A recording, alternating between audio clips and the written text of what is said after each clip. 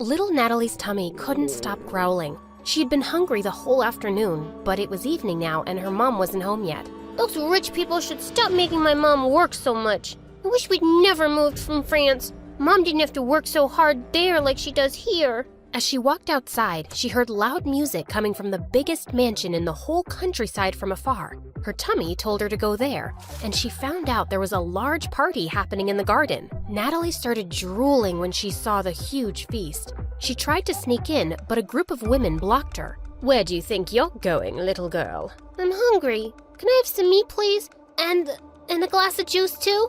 Just look at her dirty clothes and hands. Disgusting. You're not welcome here, child. Be off with you. Natalie was so mad at their meanness. Just as she turned to leave, she noticed a young boy around her age hiding in the bushes, and he looked furious. He was staring at a maid who was being scolded by the lady of the mansion, Mrs. Harrison. How can you serve these fruits in a stupid basket? We have an expensive tray for this. Another mistake, and you're fired. Mr. Harrison was trying to calm his wife down when their daughter Harper, who was the same age as Natalie, was making things worse. I don't have the mood to eat those fruits anymore, Mom.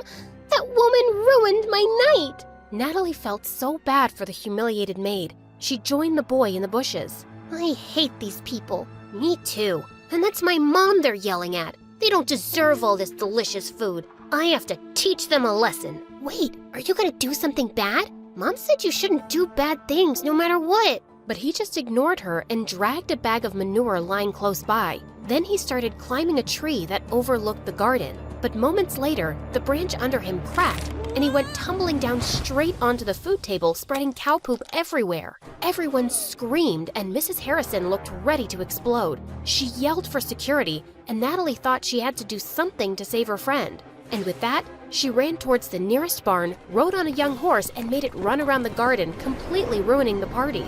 You little rascals! Natalie grabbed the boy's hand and they fled the scene. I can't believe you just did that! You're so cool! Natalie's tummy suddenly let out another growl. He chuckled and took out an apple from his pocket. For you! Make it two, 'cause I saved your butt. I'll get you another one soon, promise. What's your name? Natalie. And you? Caleb. Nice to meet you, Natalie. Can we be friends? Okay. And since then, Caleb and Natalie became best friends. Growing up, they shared their love for food and their hate for rich and mean people, especially for people like the Harrisons. Caleb was 11 years old when his mom met a guy, Mr. Cross, a gardener for the Harrisons. His mom said that from now on, Mr. Cross would be taking care of them. Hello, Caleb. Your mom told me you like apples. And reading? Not long after, Mr. Cross and Caleb's mom got married, and he became the hero in Caleb's eyes. He was so amazed by his stepdad, how smart and strong he was, and how good he was to both him and his mom. When I grow up, I want to be just like you, Dad. I'm sure you'll be better than me and every wealthy man in this land, my child. He would help Caleb understand his math homework, give him tips on how to build a dove house, and he also gave him really good life lessons. My dad told me something. I want to share it with you too, 'cause you're my best friend. Really? Tell me. He said, sometimes we need to stand up for ourselves and fight back, whatever it takes. Yes, we fight back the right way. Mom said we shouldn't do bad things no matter what. I know, you told me. But is it bad to defend ourselves? Do we just let other people do bad things to us and say nothing? You always speak about how unfair the system is in this town for poor people. Yeah, I do think that. Like, if someone hurts you, I'll hurt them too. Natalie was surprised by how firmly Caleb said it. Suddenly, as she changed her position, she lost her balance and fell. Caleb laughed and helped her up.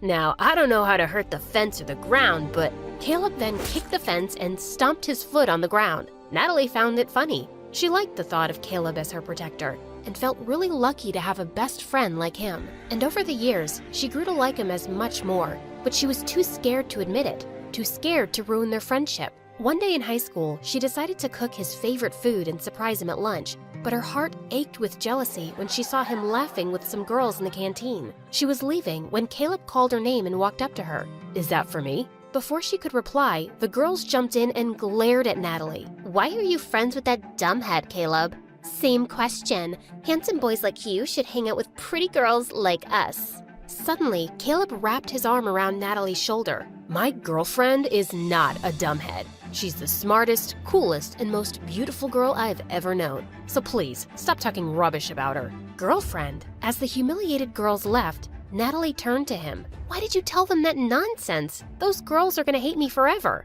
Are you mad? Yes? I'm mad because you lied. We're not dating. We're just friends. Fine, I'm sorry. But what if I wanted to be more than that? What do you mean? Can I hold your hand? No. I love you, Natalie. I've loved you since we were kids. Do you love me too? Caleb's sincere gaze made her melt. Yes, I think I feel the same way. Caleb started to lean in closer, and when their lips finally touched, she felt like she was on cloud 9. After that, the best friends became lovers, and Natalie was really happy with Caleb as his girlfriend. But over time, things started to get complicated. His mom fell really sick, and his stepdad's earnings weren't enough for her medicines. So Caleb was forced to take more part-time jobs around the farm. He hardly had any time to spend with Natalie anymore. Meanwhile, that night at the Harrisons, the family was having their usual dinner. Mr. Harrison was talking about the progress of their business, while Mrs. Harrison was being pushy towards their son to date someone. I don't understand the rush. I'm so young, I'll have plenty of time later on. You have plenty of time now. I don't, Mom. I'd rather focus on school than date. Love is nothing but a stupid distraction. All work and no play makes people really dull, darling. Remember Sheila? Benjamin's daughter. I think she's a nice girl. Mom, I don't like her. She's weirdly obsessed with me. Duke, she cares about you. Let him be for now. Don't push him so hard. He'll eventually find someone. But Sheila might not be around till he decides he's ready. And I think she would be so good for him. She's a smart young woman. They're perfect for each other. I have no interest in wasting my time on girls right now. Oh, brother, how about boys? Do you want to share something? Shut up, Harper. Well, Sheila and her parents are visiting us soon, and you will spend time with her so you can get to know each other. Who knows? Maybe it will end in a wedding. Hearing that, Duke suddenly felt the urge to lie. I'm sorry, Mom, but I already have a girlfriend. What? I said I'm not dating Sheila because I already have a girlfriend. Since when do you have a girlfriend? Since 6 months ago, but we kept it a secret.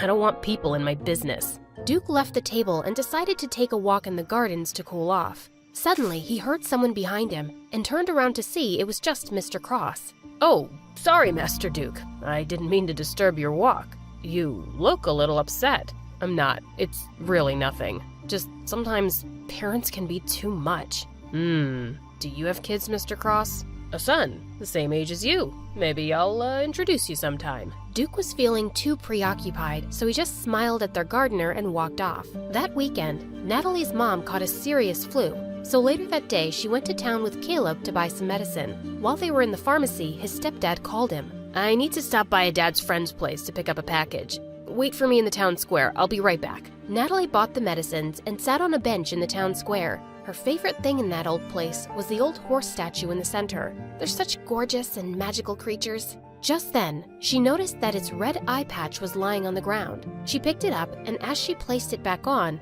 the statue suddenly wobbled. She tried to make it steady, but it just suddenly toppled to one side and broke into pieces. Holy mighty horsey! Natalie stared at the sight in complete shock. The townspeople quickly gathered around, and they went berserk. How could you be so reckless and ruin the pride of our town? Isn't it bad enough that we have to live with a foreigner who badmouths our town and its systems? And now you've ruined our cultural legacy! Some of them even started crying, and Natalie felt panic. She tried to contact Caleb, but her phone's battery was actually dead. I swear, I didn't do anything.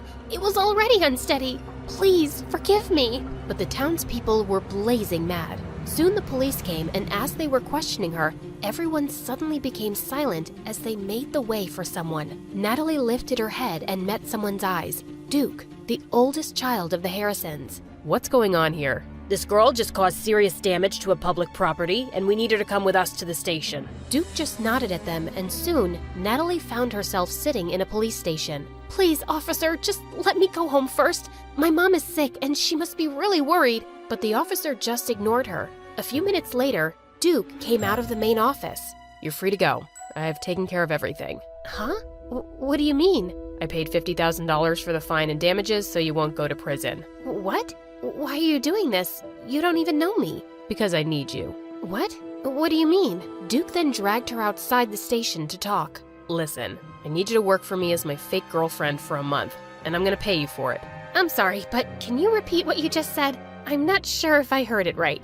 I think you did. You don't look like you have any hearing problems. Is that how you joke? Because it's super lame. Even hyenas won't laugh at it. Do I look like a clown to you? How can you offer me a ridiculous job when you don't even know if I have a boyfriend or not? Look, I don't care whether you're single or whatever. I'm not interested. I just need you to pretend to be my girlfriend and convince everyone that we're in love, especially my family. But why would you need a fake girlfriend anyway? You can just have a real one. Just choose any girl but me. You rich people are used to getting whatever you want anyway. I asked you to be my fake girlfriend, not to become an interviewer. In private, we'll be practically strangers minding each other's business. I can prepare a contract tomorrow. What makes you think I'll accept your offer? I don't want this weird job. Don't worry, I'll think about another way of repaying you. There is no other way. Accept my job, or return my money immediately. It should be the exact amount that I spent to save your sorry little butt. Natalie wanted to yell at him for blackmailing her, but she knew she couldn't pay him back. Let me think about it. I don't have much time. I'll give you a day. Let's meet at the cafe tomorrow, same time as this. Before Natalie could say anything more, he turned around and left. When she got home, she found Caleb's messages saying that he'd be staying at his stepdad's friend's house for the night. Natalie really needed to talk to him, but she was also worried about how he would react. She also didn't want to tell her mom about this yet and stress her out. So later that night, she went to her favorite spot on the farm to think it over alone. Suddenly, Caleb appeared beside her. Hey, what are you doing here? Wait, Nat, are you crying? Tell me what's wrong. She didn't have a choice but to tell him everything. Are you serious? You shouldn't have let him help you. He took care of it himself, and I could never pay $50,000 on my own. But of all the girls, why does he want you? This is stupid. I thought Harper was evil. I didn't expect that her brother would be worse. Look, if he didn't help me, I'd be cold and miserable in jail right now. But he obviously helped you just to force you into this stupid job. What am I gonna do? He left me with no choice. Seeing my girlfriend dating another guy is torture, Nat. It doesn't matter if it's fake or not. Caleb got up and furiously kicked some rocks. Okay, fine. I won't do it. I'll have to think of another solution then. As Natalie's tears poured, Caleb sighed and sat down. Okay, I'm sorry. Don't cry, please. Let's talk this over. You'll just be acting, and it's only for a month, right? And are you sure he's paying you a huge amount for it? Yes, I'll just be a fake girlfriend. I'll never fall in love with that jerk, ever. Okay, I'll agree to it, but on one condition. What is it?